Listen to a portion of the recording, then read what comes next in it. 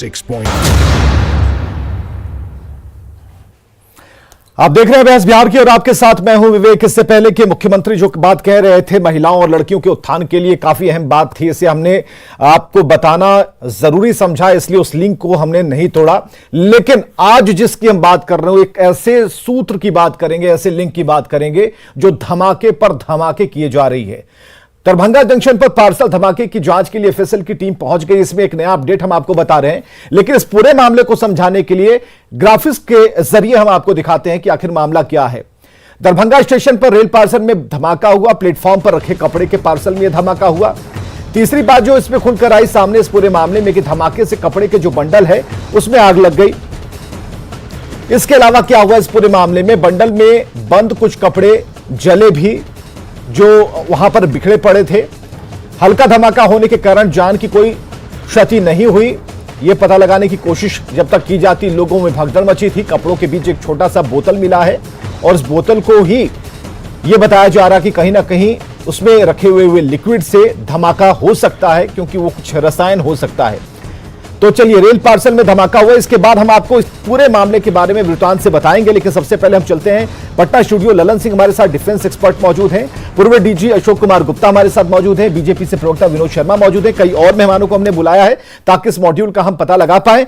ललन सिंह जी, जो कि आप डिफेंस एक्सपर्ट हैं, तो हमें जरा समझाने की कोशिश कीजिए कि सब कुछ शांत चल रहा था। 2013 तक हमने उन धमाकों को काफी करीब से देखा जाना, लेकिन उसके बाद से जो धमाके इधर शुरू हुए हैं उस पर फिर से एक बार मॉड्यूल पर चर्चा होनी शुरू हो गई है। दरभंगा मॉड्यूल पर चर्चा होनी शुरू हो गई है और खासकर उन इलाकों पर जो कि सीमांचल के इलाके हैं, उन पर पैनी निगाह है कि आखिर यह कनेक्शन है क्या, कहीं कुछ नया तो नहीं पैदा हो रहा है। और जो ब्लास्ट हो रहे हैं वो अनचाहे ब्लास्ट हो जा रहे हैं, जानबूझकर कराया गया ब्लास्ट नहीं है, अनचाहे हो जा रहे हैं। तो ऐसे में क्या जो खुफिया तंत्र है वो किस तरीके से काम कर रहा है और अभी तक क्या कुछ लगता है कि इसमें हमने कामयाबी पाई है? मैं आपको बताना चाहूंगा जी आपके माध्यम से कि ये 2000 से सीमांचल और मिथिलांचल का जो एरिया है जी। वो लगातार शक के घेरे में है। सुरक्षा की शुरुआत शक से होती है, मैं पहले ये बताना चाहूंगा। और सबसे बड़ी बात है कि जब अभी हाल के दिनों में बंका के अंदर मस्जिद के पास एक धमाका हुआ, उसमें राजनीतिक आरोप प्रत्यारोप ये क्या होता है, इससे जांच के ऊपर असर पड़ता है। और आज का जो आपने इंसिडेंट बताया, वो सिकंदराबाद से वो ट्रेन दरभंगा आई और उसके पार्सल वैन के अंदर ये आपका कपड़े का गठरी, जिसके अंदर किसी कारण बस आग लगा और धमाका हुआ। मैं आपको ये बोलना चाहता हूं कि ये जो आतंकी का निशाना बिहार है, वो निशाना नहीं है, वो एक हाइड आउट बनाने का एक तरीका है। और मैं बताना चाहूंगा कि इसका खास कारण क्या है।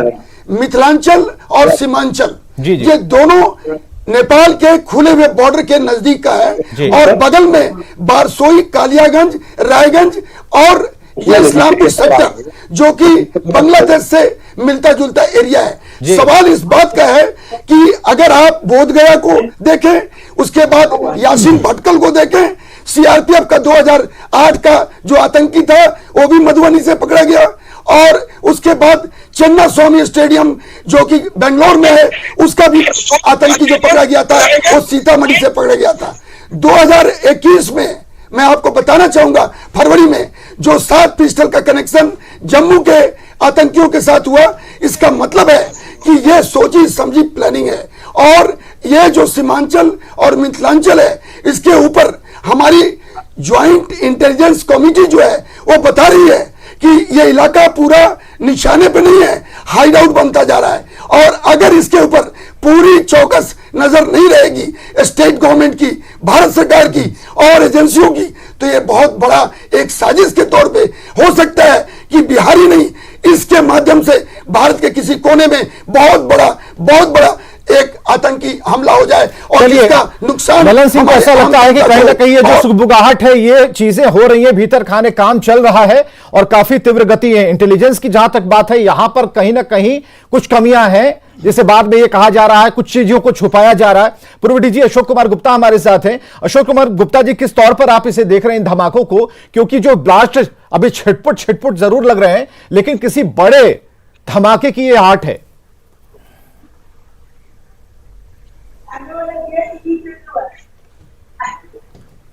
अशोक कुमार गुप्ता जी, चलिए, बीजेपी से प्रवक्ता हमारे साथ विनोद शर्मा जी हैं। विनोद शर्मा जी, पूरी स्थिति को आप देख पा रहे हैं, लगातार धमाके पर धमाके हो रहे हैं। चिंता का सबब इस बात को लेकर है कि जिन धमाकों को लेकर हम देखते हैं, पढ़ते हैं और उसके बाद भूल जाते हैं, उस पर इंटेलिजेंस क्या काम कर रहा है, यह एक बेहद जरूरी है। और जो सरकार आपकी है, तो सरकार किस तरीके से इस पर एक्शन ले रही है? क्योंकि अभी तक 2 से 3 धमाके हमने देखे, उस पर एफएसएल की टीम आती है, उसके बाद उस पर लीपापोती शुरू हो जाती है। आखिर ऐसा क्यों, और इंटेलिजेंस क्या कुछ कर रहा है, इसके बारे में क्या आप तक जानकारी है? देखिए विवेक जी, निश्चित रूप से काफी गंभीर और चिंता का विषय है। दरभंगा में जो घटना घटी है, प्रथम दृष्टया एक साजिश का मामला लगता है।